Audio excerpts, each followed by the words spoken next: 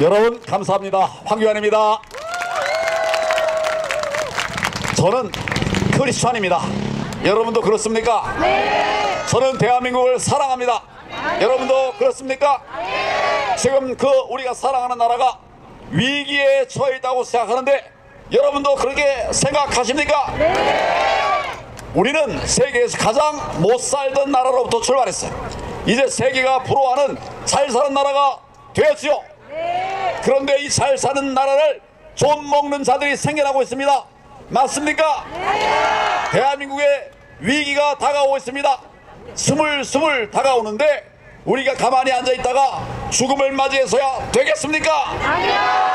우리는 한 번만 더 정권을 뺏기면 이제는 자유민주주의 구경도 못합니다.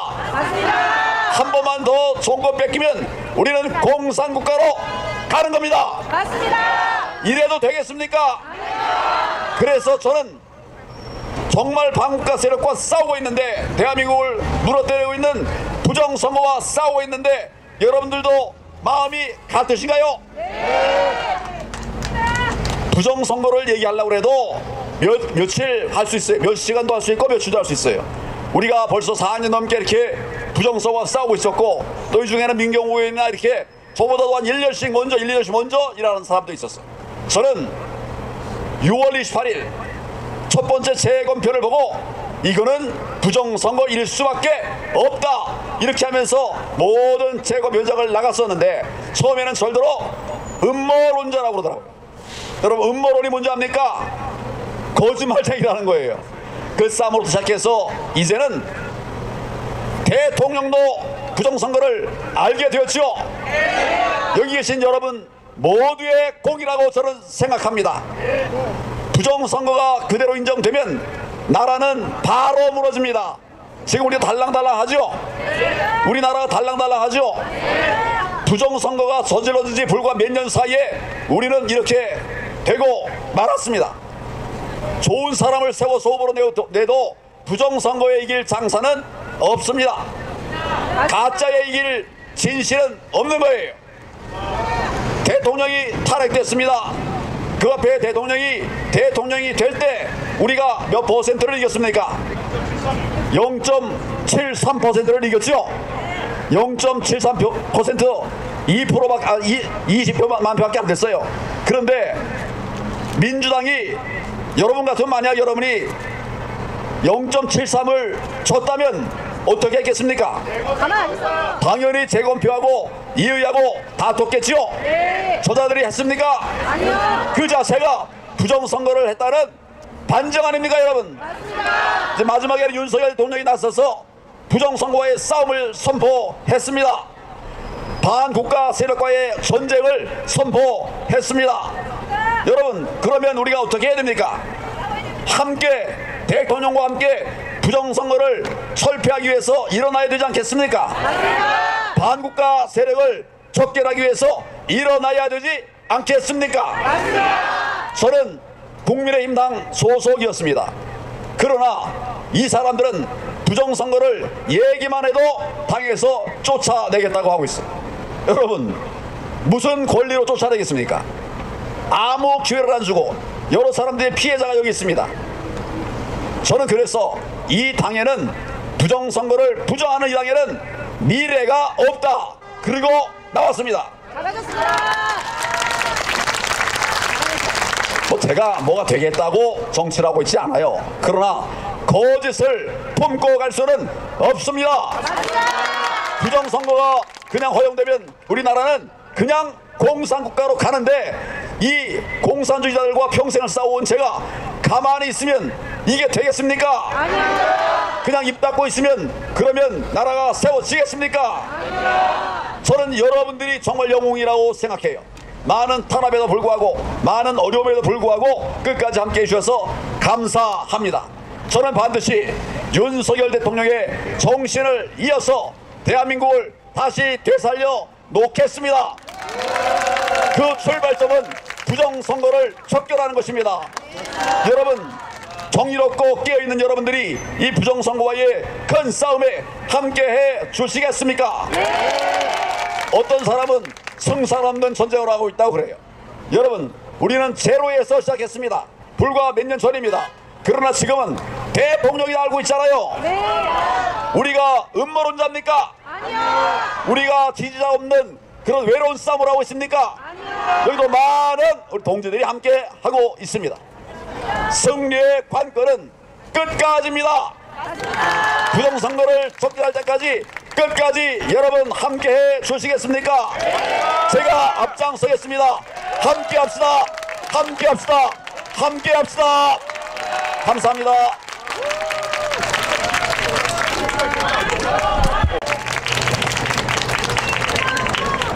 네, 여러분 감사합니다. 민경욱입니다. 인사 올리겠습니다. 네. 제가 부정선거 갖고 막 이제 열심히 싸우다가 제가 이런 얘기를 들었어요. 뭐 이제 기도하고 그런 얘기를 좀 했더니 어떤 사람이 이 악플 비슷하게 달았습니다. 뭐라고 하냐면 이제는 부정선거 하다 안 되니까 하나님까지 파는구나, 이런 얘기를 하더군요. 그때 제가 깨달은 바가 있습니다. 아, 저 사람들이 잘 모르는구나. 저기 계신 분들이 얼굴이 안 보일 것 같아서 이 사람들이 잘 모르는구나. 내가 그냥 부정선거를 하다가 힘이 붙여가지고 하나님을 파는 게 아니고 처음부터 그 새벽에 기도가 있었습니다. 제가 부정선거가 있을 줄 모르고 부정선거 있을 줄 모르고 선거 운동을 열심히 할 때 새벽 기도를 다녔었거든요. 그때 제 입에서 터져나온 기도가 주님, 4.15 총선 이후에 한반도를 휩쓸 정치적 광풍 속에서 기적을 이루는데 작은 도구로 저를 써주십시오 라고 기도를 했어요. 간절한 기도를 했죠. 그거는 제가 떨어질 것을 상상하고 했던 기도도 아니고 다음에 부정선거가 있을 것이라고 생각해서 한 기도도 아니었습니다. 저는 그냥 재선이 될 것으로 확신을 하고 있는 상태에서 드린 기도였는데, 마치고 난 다음에 세상 일이 벌어지는 것을 보고 나의 입술을 통해서 나왔던 그 기도가 예언이었구나. 이 부정선거를 위해서 내가 너를 사용하겠다는 하나님의 말씀이었구나 라고 생각하게 됐습니다. 그런 소명을 저는 저의 온 존재로 받아들이고 껴안았습니다. 그 이후에 한 번도 한눈 팔지 않고 지금 오늘까지 왔습니다. 그러니까 뭐 일이 안 되니까 하나님 팔고 이런 것이 아니고 이 모든 싸움이 오로지 하나님의 소명에 의한 것이었다. 다른 사람들은 못 믿더라도 여러분들은 믿으시겠죠? 감사합니다. 이 지난 5년 동안 제가 싸우는데 여기 존귀하신 목사님들 많이 계십니다. 김사무엘 목사님, 전갈렘 목사님, 이동호 목사님 할 것 없이 많은 훌륭한 목사님들이 계십니다. 그분들은 섬김을 받아야 되는 분들이에요. 그런데 5년 동안 저는 그분들로부터 섬김을 받았다고 생각합니다. 그분들은 저와 부정선거를 위해서 함께 싸우신 분들입니다. 그분들은 이것이 하나님의 말씀이다. 저울을 속이는 사람 싫어하는 것, 다음에 이 세상에 하나님의 존재를 없다고 부인하는 좌파들, 이런 사람들로부터 우리 우파 우리 이제 신자들을, 믿는 자들을 눈동자처럼 보호하시는 하나님의 역사하심이 함께하고 있다는 것을 그 5년 아주 처음부터 아시고 저를 이끌어 주신 그런 훌륭하시고 고마우신 분들이십니다. 이 자리를 빌어서 그 목사님들 정말 사랑하고 존경하고 그런다는 말씀 드립니다. 목사님 감사합니다. 제가 이 지난 5년을 돌이켜보면 너무나 이제 슬프고 아픈 일로만 점철된 5년의 시간이었습니다. 좋은 일이 하나도 없었어요. 제가 4.15 총선에서 떨어졌습니다. 분명히 슬픈 일이에요. 다음에 저 9월 달에 미국에 가서 당신이나 좀 잘해봐라. 한국에 부정선거가 있었다. 당신도 조심하지 않으면 부정선거로 위험할 수 있을걸? 이라고 제가 경고했던 트럼프 대통령이 떨어졌습니다. 그것도 슬픈 일이에요.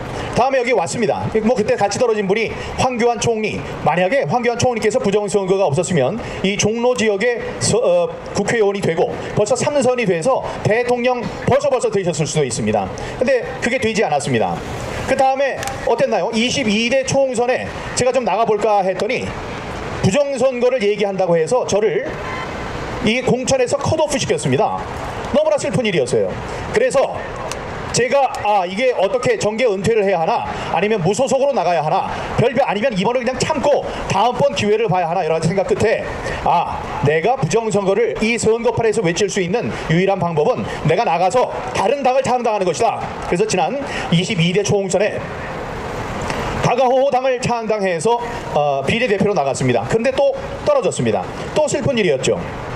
여러분, 최근에 우리의 사랑하는 대통령 윤석열 대통령이 부정선거가 있었다는 그 진실을 얘기했다는 이유로, 그것 때문에 세상 사람들을 계몽시키기 위해서 계엄령을 선포했다는 이유로 구속을 당하더니, 탄핵 소추를 당하더니 탄핵돼 버렸습니다. 너무나 슬픈 일이에요. 잘 되는 일이 하나도 없는 것 같이 보입니다, 여러분. 그리고 며칠만 있으면 6월 3일 대선이 돌아오는데, 대선에도 이거 잘 못하면 그냥 이재명이 당선될 것 같습니다. 세상이 그냥 깜깜해요. 보이는 게 아무것도 없어요. 너무나 슬픕니다. 그러나 여러분, 여기에 숨겨진 뜻이 있습니다. 이거는 우리의 눈으로 볼 때 그런 거예요. 민경욱이 21대 총선, 22대 총선에서 진 것, 그것으로 해서 뭐가 일어났습니까? 부정선거에 대한 계몽이 시작됐습니다. 여러분, 부정선거, 제가 떨어지지 않았으면 저는 그냥 당선돼서 룰루랄라 하고 다녔을 수 있습니다. 제가 뭐가 용가리 통표라고 다른 사람 일에 신경을 썼겠습니까? 어느 분이 그러셨어요. 민경욱 당신이 떨어져줘서 고맙다고. 그때 부정선거에 대한 싸움이 시작됐습니다. 그 전에도 싸웠던 분들이 계셔요. 그러나 제가 떨어져서 이 대열에 함께 할 수 있었습니다. 그리고 거기에서 떨어졌기 때문에 황교안 대표님도 지금까지 우리와 함께하고 계신 것 아니겠습니까? 다음에 미국의 사태는 어떻습니까? 미국의 사태 때, 미국의 대선에서 트럼프 대통령이 그냥 당선됐다면, 그냥 부정선거가 있는데도 그걸 이기고 당선됐다면, 에이, 부정선거까지 것 아무것도 아니야 이랬을 겁니다. 그러나 미국의 튼튼한 민주주의 체제조차 부정선거로 이렇게 무너질 수가 있구나, 이것을 세상에 알렸고, 트럼프 대통령은 절치부심 끝에 4년 만에 다시 당선이 됐습니다. 그래서 적어도 미국에서는 부정선거가 있었다는 것이 사실이고, 부정선거에 나섰던 사람들을 처벌해야 되겠다는 것이 여론이 됐고, 부정선거가 다시 찾아오면 안 된다는 것이 그들에게 교훈이 된 것입니다. 여러분, 윤석열 대통령이 2년 반 동안 아무것도 안 했어요. 제가 볼 땐 너무나 슬펐습니다. 우리가 지금도 생각나요. 저 강남에 갔는데 양말을 두툼하게 신고 왔다 그러는데 영하 20도예요. 발이 그냥 얼어붙어가지고 어쩔 줄 몰랐었습니다. 여러분, 그때 걸린 게, 제가 코로나에 걸려서 죽을 뻔했잖아요. 코로나 생존 가능성이 40%라고 했습니다. 죽을 가능성이 60%. 그런 데서 살아난 것도 대단하지만, 그렇게 추운 데서 우리가 외쳤던 것이 부정선거 척결하여 정권 교체 이룩하자 하고 싸우지 않았습니까, 여러분? 그렇게 만든 대통령인데 2년 반 동안 아무 짓도 안 하더라고요. 저의 미움이 아주 그냥 꼭지까지 갔습니다. 어쩌면 이럴 수가 있느냐. 내가 당신들을 당선시키기 위해서 우리가 얼마나 열심히 했는데 어떻게 한마디도 부정선거 붙자도 꺼내지 않느냐, 이랬습니다, 여러분. 그러나 그분이 계몽이 됐어요. 우리들이 싸운 덕택에. 그래서 부정선거는 좌우의 문제가 아니고 외세, 지금으로 얘기하면 중국과 독재를 부르는 망국의 병이다라는 확신을 갖게 됐습니다. 그분이 그래서 자기의 모든 것을 걸고 계엄령을 선포했습니다. 물론 지금 거기서 이겨내지 못한 것, 우리의 힘이 부족해서 그런 것, 이게 다 우리들 좌절하게 하는 원인과 그 결과가 되는 것 같지만, 여러분, 지금까지 말씀드린 것이 우리의 관점을 바꾸어서 하나님의 관점에서 이 부정선거를 없애는 큰 역사적 줄기로 보면 모든 것을 합하여 선을 이루시는 하나님의 뜻으로 생각하지 않으십니까, 여러분? 이번에 우리 황교안 대표, 혹은 여러분 김문수 후보에 대해 잘 모르시는데 일단 시간이 지났으니까요. 근데 5년 전에 부정선거가 나왔을 때 김문수 후보는 이런데 그 카메라를 밀고 와가지고 손수 메고 와서 찍고 저를 스튜디오로 불러주시고 그래서 한참 오랫동안 부정선거 싸움을 같이 했던 분입니다. 근데 경사노위 위원장으로 나라의 부름을 받고 들어간 다음에는 채널을 없애고 부정선거에 대해서 직접적인 얘기를 할 수 있는 기회가 없었어요. 그러니까 그분은 이 부정선거와 관련한 굉장히 중요한 증인, 제보자도 저에게 연결을 시켜준 분이에요. 그런 분입니다. 그러니까 지금 나와 있는 후보군들 중에서 저한테 꼽으라면 부정선거의 진실에 그래도 알고 가까이 간 분이 누구냐? 그럼 저 두 분 뽑으라면 황교안 대표님과 김문수 후보님입니다. 여러분 잘 모르실 수 있지만 생각을 더듬어 보면 옛날에 그랬었구나 생각을 할 겁니다. 저는 지금 처음에 제가 떨어졌을 때부터 지금까지 5년간의 싸움 동안 이 싸움을 5년에 그치는 싸움으로도 보지 않습니다. 더 길게 가는 빨리 이루어졌으면 하고 기도를 했습니다만 그게 그대로 되지 않았습니다. 더 길게 갈 수 있는 아주 지난한 싸움입니다. 그러나 숭고한 싸움이에요. 여러분, 다시 말씀드리지만 우리가 이렇게 자유롭게 이야기하고 이렇게 번영을 누릴 수 있는 것은 자유민주주의라는 체제 때문에 그렇습니다. 자유민주주의의 토대는 공정하고 투명한 공명선거 아니겠습니까? 공명선거가 무너지는 그 순간에 우리의 자유민주주의는 가루가 되는 것입니다, 여러분. 그렇기 때문에 이 자유민주주의의 바탕인 공명선거를 지키는 것, 그것은 매우 숭고한 싸움입니다. 우리가 성경에 보면 사람들이 회개하지 않아서 그 고난의 시간이 계속되는 걸 알 수 있습니다. 지금 우리가 5년 싸운 것 아무것도 아니에요. 사람들이 다 회개했다고 보십니까? 회개라는 말을 부정선거에 대한 인식 대목이라고 합시다. 이 많은 사람들이 부정선거에 대해서 알고 있다고 생각하시느냐고요? 안타깝게도 그렇지 않습니다. 지금 많은 사람들이 계목이 돼 있어요. 다행이죠. 우리들이 싸우면서 5년 동안 싸운 것, 그때 우리가 조사를 했을 때 전 국민의 40%, 우파의 60%는 부정선거가 있었다는 것을 믿고 있다. 이건 한 3, 4년 전에 벌써 제가 조사했던 것이었습니다. 제 지역에서. 그러나 지금 대통령이 목숨 걸고 부정선거를 외치다가 탄핵이 됐기 때문에 좀 더 많은 사람이 부정선거에 대해서 인식을 하게 됐습니다. 그러나 그게 7, 80, 90% 그렇게 됐다고 생각하십니까? 아닙니다. 대통령이 얘기를 했어요.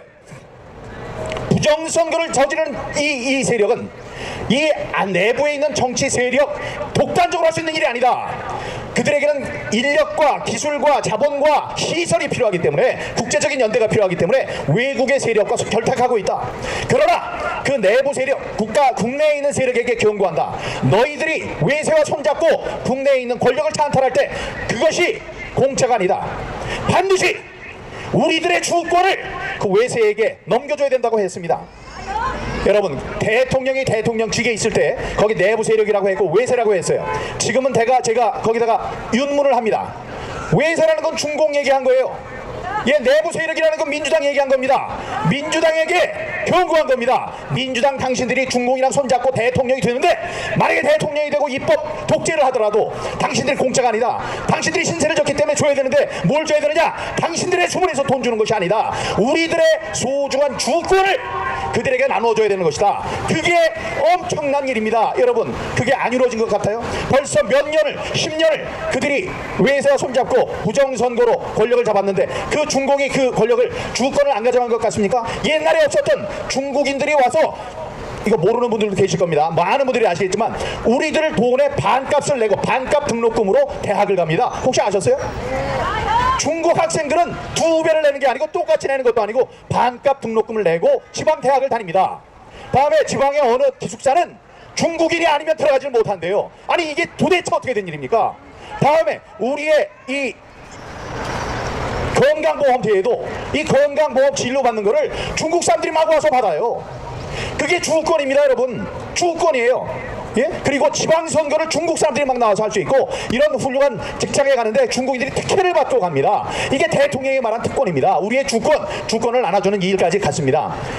자, 이제 이재명이 당선되면 우리는 끝나는 것 같이 보이죠. 너무나 슬픈 일이 될 거예요. 제가 패배주의에 빠져서 그런 것이 아닙니다. 우리가 이기도록 하는 방법을 좀 이따 말씀드릴 텐데, 만약에 지더라도 이게 우리의 입장에서 슬프고 속상하고 그런 일이지만 주님의 입장, 하나님의 입장, 조물주의 입장에서 보면 부정선거를 없애려는 그 긴 모든 것을 합력하는 그 섭리 안에 들어가 있다.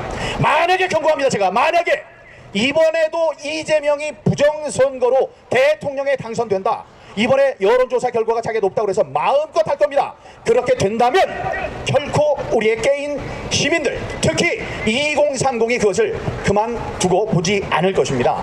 그게 바로 파국이 될 것입니다. 60년 전에 3.15 부정선거로 20대, 30대, 10대들이 전국의 거리로 쏟아져 나와서 이 부정선거를 외치고 우리가 혁명을 이끌었듯이 그런 일이 반드시 올 것이라고 경고합니다. 그런 일이 있기 전에 만약에 이 부정선거가 없이 당선된다면 우린 박수를 치고 당신을 축하할 겁니다. 그게 아닐 것 같아서, 정말로 아닌 것 같아서 미리 경고를 하는 것입니다. 자, 그러면 그것을 이기기 위한 방법이 없느냐? 아까 어느 분이 오셔서 저에게 물어보셨어요. 방법이 뭐 없냐고. 말씀을 드렸는데도 저도 답답해요. 아니 그게 말로만 되는 건지 뭐 될 것 같지가 않으니까 너무 속상했습니다. 그건 사람이 보는 거죠. 모든 것을 가능하게 하시는 하나님의 입장에서는 아무것도 아닐 텐데 제가 조바심이 나서 그렇습니다.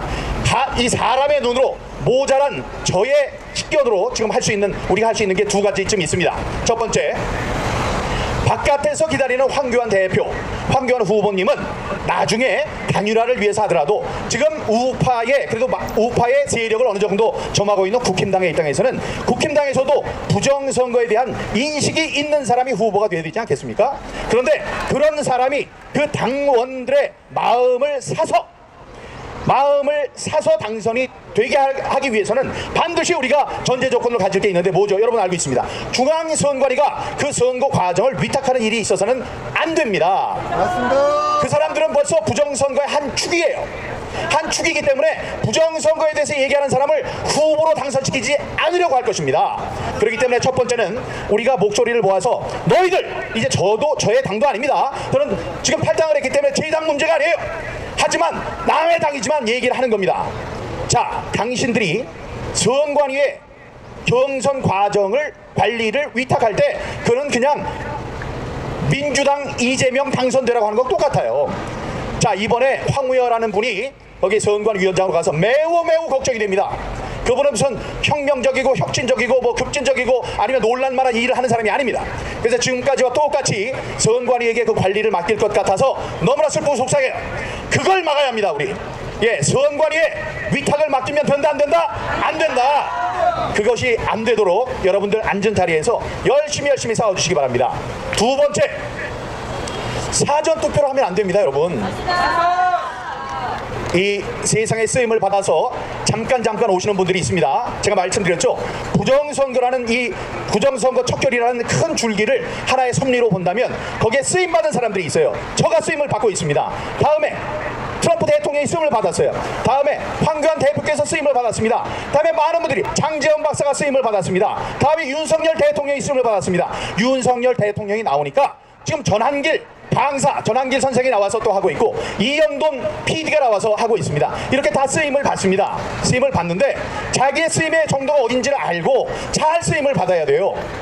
부정선거와 관련해서는 5년 동안 우리가 싸워왔기 때문에 도사예요, 도사. 모르는 게 없다고. 우리가 사전투표가 우리한테 유리하면 왜 사전투표를 하지 말라고 하겠습니까? 여러분, 사전투표는 뭐다? 사기 도박의 판도를 불려주는 일이에요. 절대로 하면 안 됩니다. 그러면 사람들이 이럴 거예요. 이런 얘기 많이 하더라고요. 아니 3일 동안 싸우는 사람과 하루만 싸우는 사람, 3일 동안 싸우는 사람이 이깁니다. 그럼 다시 물어보겠습니다. 3일 동안 싸우면 3번 투표할 수 있나요? 아니에요. 우리는 어차피 한 번 하는 겁니다. 이 사전투표 이틀 동안에 할 것이냐, 아니면 하루 당일에 가서 할 것이냐. 아니 사전투표도 하고 당일도 하고 그러면 그럴 수 있다면 나부터 나가가지고 3번 찍죠. 근데 그게 아닙니다. 한 번만 할 수 있을 뿐이에요. 당일 투표는 법정 공휴일입니다. 그것도 안 하는 사람, 회개하지 못하는 사람이에요. 우리의 싸움이 길어질 것입니다. 그러니까 사전 투표 때는 참았다가 당일 투표 때 하세요. 그날 무슨 일이 생긴다고? 제가 말씀드렸잖아요. 저는 죽음의 가능성이 60%였을 때 그거 찍고 쓰러졌어요. 그리고 다시 살아났습니다. 무슨 엄청난 일이 있다고 지금 이 세상이 빨갱이 세상이 되려고 하는데 당일 투표 그거 한 번도 못합니까? 그러면 안 됩니다. 사전 투표 하지 마시고 당일 투표를 하세요. 자, 그러면 어차피 하는 거 뭘 가지고 그러느냐, 차이가 뭐냐 알려드릴게요. 사전 투표를 하는 사람이 적으면 어떤 일이 벌어지느냐, 이번 부산에 있었던 교육감 재보궐선거랑 똑같습니다. 아니 옛날에는 사전투표하는 사람이 이렇게 많았으니까 거기 조작을 해도 표시가 안 났어. 근데 이번에 어때요? 사전투표 하지 말라고 그러니까 이번에 대통령까지 그러니까 적어도 우파는 사전투표에 안 나갔어요. 당일투표에 많이 나갔어요. 이번에 보셨습니까? 사전투표에 몇 명이 민주당을 찍었는지 70%가 찍었어요. 말이 됩니까 여러분? 사전투표 나간 사람이 어떻게 70%가 민주당을 찍습니까? 그게 뭐냐? 아유 우리들이 안 나갔으니까 민주당이 70%가 그게 아닙니다. 다 섞는 거야. 섞는 건데 사람이 조금 이렇게 표시가 나는 거예요. 표시가 난다고. 이번에 당일 투표를 많이 하셔서 사전 투표하는 사람이 적어. 그래도 당일 투표에 이거를 얻기 위해서는 사전 투표를 조작을 해야 됩니다. 거기에 몇백만 표씩 집어넣는 거예요. 집어넣는 것이 표시가 적으면 훨씬 더 난다 안 난다? 나게 되겠죠. 그래서 하지 말라는 겁니다. 여러분, 대통령이 잘 모를 때 사전 투표했습니다. 한동훈이라는 놈, 한동훈이라는 자가 모든 후보들 전부 다 사전 투표하라고 그랬어요. 그래서 그 아들을 사돈의 팔촌까지 선거위원까지 전부 다 나가서 한 게 사전 투표였어요. 그래서 이겼습니까? 사전 투표는 사기입니다. 그러니까 두 가지, 사전 투표를 없애야 되는데 사전 투표 지금 없앨 수 없죠. 내가 민주당 의원이라도 법으로 하는데 그걸 못하게 하죠. 법으로 없애지 못하게 합니다. 그러면 할 수 있는 방법 하나, 관리관이 자기의 도장을 직접 찍도록 하는 겁니다. 직접 찍지 않으면 프린트해서 나와요. 프린트 한다는 건 고기 사전투표 프린터로만 프린트가 되는 것이 아니고 캄보디아, 미국, 중국, 브라질에서도 다 해서 가져올 수 있다는 말이에요. 그렇기 때문에 도장만 자기 도장을 찍도록 해라. 이게 아주 중요한 일입니다. 그러니까 못하게 하는 거예요. 목숨 걸고 못하게 하는 겁니다. 목숨 걸고 그것만은 안 되겠다. 지난번에 우리가 싸워서 이긴 것이 사전투표를 미리 개표하는 것, 이런 거 다 우리가 싸웠기 때문에 됐습니다. QR코드 없애는 것 싸웠기 때문에 됐어요. 지금 바코드로 나오죠. 바코드로 이렇게 하는데 그 밑에 숫자를 써야 돼요. 그거 다시 싸워야 됩니다. 다음에 수개표라니까 안 해. 대신 수건표를 한다. 이거는 눈 가리고 아웅하는 그런 일이지만, 그래도 지난번에 싸운 것 때문에 우리가, 모르셨겠지만 우리가 싸웠기 때문에 그런 일이 벌어진 겁니다. 그런 관철이 된 거예요. 이번에 뭐를 해야 된다? 반드시 해야 될 것 두 가지. 우리 당내에 후보를 뽑는 경선 관리를 선관위에 맡기면 안 된다 하나. 두 번째, 사전 투표를 없앨 수가 없어요. 지금 없애면 된다, 뭐 앞에 뭐를 갖다 놓으면 된다, 뭐 종이를 뽑으면 된다, 그걸 누가 해요? 하지 않습니다. 저는 정치인이기 때문에 알아요. 사회운동하는 사람이 아무 얘기나 하지만 정치인으로 되는 것 안 되는 것을 알기 때문에 말씀드리는 거예요. 자, 그러니까 이 사전투표에 사전투표 관리관이 자기 주머니에서 집에서 가져온 도장을 찍으면 제일 좋은데 그게 안 돼? 오케이. 그래도 그 안에서 인주라도 해서 찍어라. 이거를 우리의 최종 목표, 가장 우선되는 목표로 삼아야 된다 하실 수 있겠죠? 이렇게 되면 우리가 볼 때 너무나 속상한 것, 그게 하나님의 눈으로 볼 때는 가능합니다. 손바닥 뒤집는 거하고 똑같을 거예요. 그래서 그런 기적이 일어나기를 바랍니다. 이런 기적이 안 일어나더라도 이런 악행이 계속되면, 그래서 우리가 많이 깨어나지 않아서 그 악행, 부정선거라는 사기를 그냥 용납하게 된다면 그 이후로는 걷잡을 수 없는 커다란 혁명이 일어날 것이다. 그런 말씀 드리겠습니다. 여기 앉아 계신 여러분 정말로 감사합니다. 지난 5년 동안 함께해 주신 여러분 정말로 고맙습니다. 우리들이 싸워온 거 많은 진전이 있었습니다. 그래서 지금까지 온 거예요. 여러분들은 선각자십니다. 정말 감사드리고 앞으로도 싸웁시다. 5년 싸웠는데 5년쯤 더 싸워야 될지도 모르겠어요. 그러나 함께 싸워주실 거죠? 네. 부정선거 척결하여 자유민주주의 수호하자! 부정선거 척결하여 자유 대한민국 수호하자! 수호하자! 우린 꼭 이길 것입니다. 감사합니다, 여러분. 할렐루야! 하나님 앞에. 네, 반갑습니다. 박주현입니다. 네. 감사합니다. 예, 조금 전에 중앙선관위에 또 갔다 왔습니다. 우리가 요구하는 아까 민경우 의원님께서 말씀하신 그 투표 관리관 도장을 비롯해서 이제 선관위 CCTV를 우리 그 국민들도 함께 참관인을 정해서 그 지켜달라는 등의 한 5가지 요구 사항을 요청을 했는데 선관위는 사실 들어주지는 않을 것 같습니다. 사전투표 지정 예약제나 여러 사항들을 사실 오늘이 아니라 4월 10일 날 공개 시연회가 있기 전, 그 선관위가 한 공개 시연회는 사실 부정선거 예고 시연회였죠. 부정선거 예고 시연회였습니다. 그때 그 전에 김용빈 사무총장을 만나서 개인적으로 한 15분 정도 얘기를 하면서 개인 도장을 직접 날인하게 해달라. 사전투표 예약제를 하게 해달라. 그리고 사전투표 인원을 대기번호 받듯이 해서 투표 확인증을 끊어달라. 막 이런 여러 사항을 요청을 했는데 마지막 부분인 그 김민전 의원이 얘기한 투표 확인증 부분만 검토해 보겠다라는 답변을 하고 사실 하지 않았습니다. 하지 않겠다라는 답을 했습니다. 그런데 이제 전한계 강사님과 이영돈 PD 등 뒤늦게 소임을 받으신 분들께서 다시 한번 국민들의 마음을 모아 전달을 했고, 이것이 일정 부분이라도 관철되면 좋겠다는 생각을 사실 하고 있습니다. 저는 사실 4.15 총선 그때 이제 우리나라 최고의 베테랑 기자 출신이고 청와대 대변인이고 국회의원인 민경우 의원과 함께 이 명백한 부정선거의 증거를 살피면 충분히 이 소송은 이길 수 있고 이 부정선거를 대한민국 국민들에게 알릴 수 있을 거라고 생각을 했고, 소송을 완전히 이기고 부정선거 세력을 척결할 수 있을 거라고 생각을 했습니다. 그런데 6개월 정도 예상했던 저희 그 순진한 생각과는 달리 우리나라에 엄청난 거대한 부패 카르텔, 부정선거 카르텔이 있다는 것을 알게 되었고, 이것이 단순히 우리나라만의 문제가 아니라 각 세계와 연대가 되어 있다는 사실을 알게 되었습니다. 그런 과정에서 사실 황교안 전 국무총리가 연락이 왔었고, 제가 그때 야, 대통령 권한대행 출신의 당대표까지 여기만 황교안 권한대행이 부정선거를 알면 이거 이길 수 있겠다 이랬는데도 무너지지 않았습니다. 그분께서 대통령 후보 경선에 나와서 4.15 부정선거는 전면 무효다라고 이렇게 얘기를 했음에도 불구하고 대한민국은 바뀌지 않았습니다. 와, 이게 뭐지? 그리고 또 1년, 2년이 지나서 국정원장이 전화가 왔습니다. 보자. 국정원장을 만나서 이제 부정선거를 밝히자, 막자 이런 얘기를 해서 저는 그래, 현직 대한민국 국정원장이면 그래 전직보다는 힘이 있겠지라고 생각을 해서 이길 수 있다고 생각했는데 그분은 경질되었습니다. 내년에 200석이 예상되니까 같이 부정선거를 막아보자 이렇게 해서 서로 여러 의사소통을 하고 있는 과정이었는데 경질되었습니다. 와, 이게 도대체 뭔가 너무 분노했습니다. 그리고 대통령이 비상계엄을 했습니다. 부정선거를 얘기했고 대통령을 또 만났습니다. 전화도 했고 관저에 가서 만났습니다.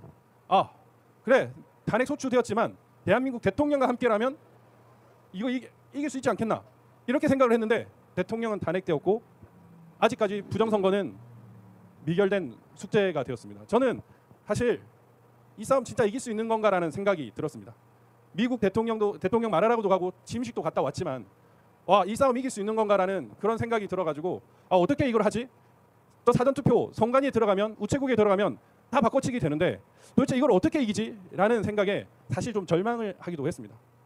그런데 나는 왜 또 사전투표를 막아야 되고 투표를 참관을 해야 되고 개표를 막으려고 또 노력을 하고 있는가 이런 생각을 제가 사실 좀 했습니다.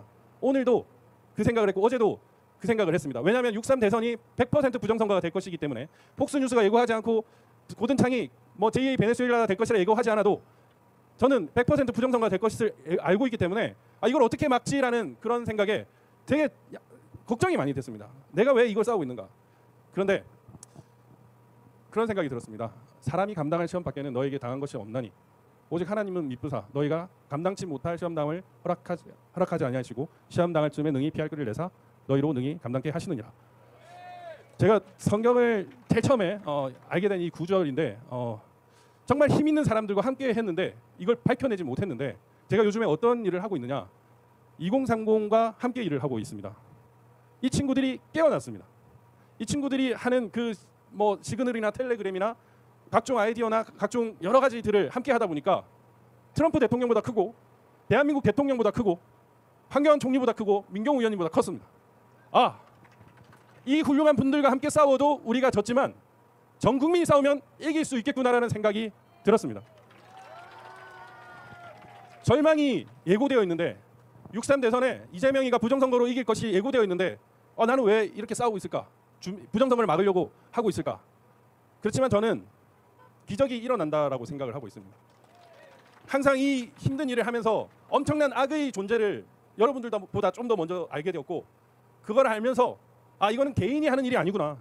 내가 열심히 일을 하다 보면 정말 풀리지 않을 것 같은 이 숙제도 풀리는구나라는 걸 느꼈습니다.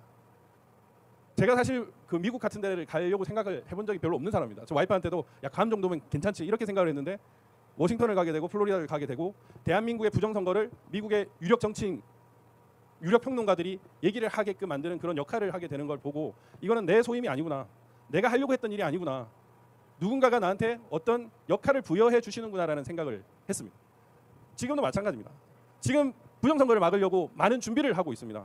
지금 한 10,000명 정도가 부정선거 감시를 하겠다고 모이는데 한 100만 명 모이면 대한민국을 부정선거에서 조금 막을 수 있지 않을까 이런 생각을 하고 있습니다. 사전투표가 3,551개 정도였는데 투표소가 이걸 한 6명 정도가 전부 다 커버를 하면 한 6424 24,000명 정도와 사전투표를 감시를 하고 실시간으로 우리가 모니터링을 하면 가능하지 않을까. 물론 우리는 사전투표를 하지 않고 사전투표 이름만 되는 겁니다. 그렇게 하면 가능하지 않을까. 그리고 100만이 모이면 부정선거를 말하는 사람들이 소외되지 않게끔 되지 않을까라는 그런 생각을 사실 하고 있고 이런 일들은 제가 하는 일이 아니라고 생각을 합니다. 이런 일을 하다 보면 결국에는 하나님이 함께 하신다는 것을 저는 느낍니다. 사실 저는 크리스천은 아닙니다. 크리스천은 아니지만 성경 공부를 20대부터 계속 많이 해왔었습니다. 항상 주변에는 지금 민경우, 황교안 이런 분들처럼 독실한 크리스천들이 저에게 항상 말씀을 하시고 지금 김사무엘 목사님처럼 함께 뭔가를 하자라는 얘기를 하고 인도를 하시고 길을 내어주시는 것 같다는 것을 많이 듣습니다. 이거는 결국에는 하나님이 나를 이런 방향으로 인도한다라는 걸 느끼는데 아까 말씀드렸던 그 고린도전서의 승리의 확신처럼 우리가 힘든 길이지만 정말 울분에 차고 분노하지만 그리고 슬플 수도 있지만 결국에는 이길 수 있지 않을까, 그 이기는 길을 인도하지 않을까라는 생각을 하고 있습니다. 2년 전, 3년 전 2022년 3월 9일 우리가 윤석열 대통령이 이긴 것도 사실 기적입니다. 그때도 부정선거가 이미 세팅이 되어 있었고 이재명이나 유재명이나 그 유시민이나 이런 좌파들은 자기들이 이길 것이라고 생각을 했지만 기적같이 우리가 이겼습니다. 비록 대통령이 탄핵되고 우리가 많은 국민들의 울분에 차고 슬픔에 차는 그런 지금 시련의 시기를 겪고 있고 6.3 대선에 부정선거로 대한민국 주권을 빼앗기면 어떡하나라는 그 걱정에 부들부들 떨고 있지만 저는 이기는 기적이 일어날 것이라고 생각을 합니다. 그것이 바로 개인이 아니라 우리가 함께하기 때문입니다. 저는 대한민국이 참으로 위대한 나라라고 생각을 합니다. 정말 끝도 없이 망할 수밖에 없는 그런 운명에 처했고 그런 현실에 처했음에도 불구하고 지금처럼 부유하고 깨어있는 시민들이 있는 나라가 되었습니다. 이것 자체가 기적이고, 그리고 그렇게 많은 좌파들이 많았던, 공산주의자가 많았던 그 40년대 50년대에 이승만이라는 그런 사람을 내려주셔가지고 대한민국을 이렇게 자유민주주의의 부국으로 만들어준 것 역시도 기적이라고 생각합니다. 기적이 있다는 것은 결국 하나님이 우리 대한민국과 우리 대한민국 국민들과 함께 한다는 것입니다. 저는 그런 신념을 믿고 6월 3일 그 선거까지 부정선거가 없도록 열심히 싸울 것입니다. 지금 많은 국민들이 걱정을 하고 있습니다. 어떻게 이 부정선거를 막냐. 일단 선관위의 여론을 통해 가지고, 그리고 깨어있는 정치인들이 몇 있습니다. 그 사람들을 통해서, 그리고 국제기구 등이나 미국 등을 통해 가지고 압박을 해야 됩니다. 투표관리관 도장 관철을 시키고요. 선관위 내부 그리고 우체국 내부에 공정하게 그것을 감시할 수 있는 인력들이 들어가야 됩니다. 그리고 많은 국민들이 깨어 있어 가지고 사전투표 수를 모두 감시를 해야 됩니다. 그리고 사전투표 감시만 하면 안 됩니다. 본투표 감시도 해야 됩니다. 왜냐하면 우리가 워낙 사전투표 감시를 해야 된다라고 얘기를 하니까 본투표 조작도 합니다. 본투표 조작을 어떻게 하느냐? 시작할 때 투표지를 까는 법. 그리고 두 번째, 당일 투표율이 사전투표율과 합산되는 시점이 있습니다. 그 시점에 투표지를 집어넣는 방법. 그리고 투표가 끝난 시점에 봉인을 닫지 않고 사람들이 간 시점을 통해 가지고 집어넣는 방법 등을 사용합니다. 사전투표만큼 그 폭이 크지는 않지만 상당 부분을 그렇게도 합니다. 개표장에서도 집어넣기도 하고요. 그래서 감시가 반드시 필요합니다. 모든 절차에서 부정선거를 하고 있습니다. 그 폭의 비율만 차이가 있을 뿐, 대한민국을 먹으려고 연구했던 저 중국의 통일전선부 애들이 그 나라의 똑똑한 놈들을 통해 가지고 대한민국을 어떻게 먹을까를 연구하다 보니까, 그리고 대만을 어떻게 먹을까를 연구하다 보니까 그런 이상한 방법들을 다 곳곳에 생각을 하고 있습니다. 그래서 우리 국민들은 의병대로서 막아야 됩니다. 그래서 한 1000만 정도가 부정선거에 깨어가지고 부정선거 감시를 한다면 감히 부정선거를 못하지 않을까라는 생각을 하고 있고요. 혹 이재명이 부정선거로 당선되더라도 저 청와대에 들어가거나 길을 못 갈 것 같습니다. 분노한 민심이 저 더불어민주당을 끌어내리지 않을까 싶고, 분노한 민심이 저 중앙선거관리위원회를 완전히 엎어버리지 않을까 싶습니다. 그리고 이거는 뭐 또 하나의 제안인데, 개표 때 전자개표기로 조작이 됩니다. 전자개표기로 조작이 되는데 그 투표지 분류기라고 불리는 이 투표지 분류기는 35명의 후보자가 나오면은 그 자체를 쓸 수가 없습니다. 46.9cm가 넘어버리면 전자개표기를 쓸 수가 없어요. 이 전자개표기가 한 5%에서 15% 정도의 비율로 부정을 할 수가 있는데, 예를 들면 5%를 부정하면 10%가 바뀐다는 겁니다. 35명의 사람들이 후보로 나설 수 있으면 저는 좋겠습니다. 기타급 3억 원과 3,500명 이상의 동의서가 필요합니다. 각 시도 5개 이상의. 근데 이게 어려울까라는 생각을 하는데 어렵지 않을 수도 있겠다는 생각을 하고 있습니다. 뭐 대형 교회 목사님들 중심으로 각 교회에서 한 2명씩 차출을 해가지고 출마를 시켜서 본투표 전에 한 2~3명 사퇴시키고요. 사전투표 직전에 사퇴를 시키는 방법입니다.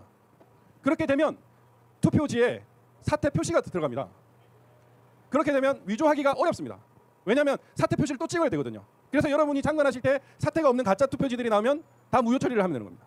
그리고 사전투표 직전에 또 사퇴를 하면 사전투표 출력될 때 사퇴 표시가 됩니다. 윤석열 대통령이 부정선거를 제대로 몰랐지만 잘한 게 뭐냐면 안철수 후보와 단일화를 했던 겁니다. 그래서 이 부정선거 세력들이 종이가 모자라가지고 새로운 종이를 썼는데 그 종이가 얼룩달룩한 미색 종이들 이런 것들을 써가지고 색깔이 다른 투표지들이 나오고 종이가 부족했던 겁니다. 그래서 우리가 이긴 측면도 있습니다. 저 부정선거 카르텔은 대한민국을 어떻게든 저 중국의 속국으로 만들고 우리나라 대한민국 국민을 중국의 소수민족으로 바꾸게 하기 위해서 온갖 수단을 다 쓸 것입니다. 그런데 우리는 그 이상으로 막아야 될 것입니다. 깨어있는 시민들이 주변 시민들과 함께 참 감시단에 참여를 해주시고 부정선거를 알려주시고 그리고 대한민국이 다른 나라에 넘어가지 않도록 우리의 주권이 빼앗기지 않도록 함께 노력해 주십시오. 이거는 혼자 할 수 있는 일이 아니라 대한민국 국민들이 할 수 있는 겁니다. 트럼프를 만나도 안 되고 윤석열 대통령을 만나도 안 되고 전직 대통령 권한대행이나 국정원장을 만나도 안 되는 일이 대한민국 국민들과 함께하면 할 수 있을 것이라는 그런 생각이 듭니다. 우리는 기적의 나라이고 하나님과 함께하는 가드 브레스 코리아 그런 나라이기 때문에 여러분들이 함께한다면 하나님이 함께하실 거라고 생각을 합니다. 우리 함께 대한민국을 부정선거 세력으로부터 지키고 이 부정선거 세력들 이 카르텔을 반드시 척결합시다. 감사합니다.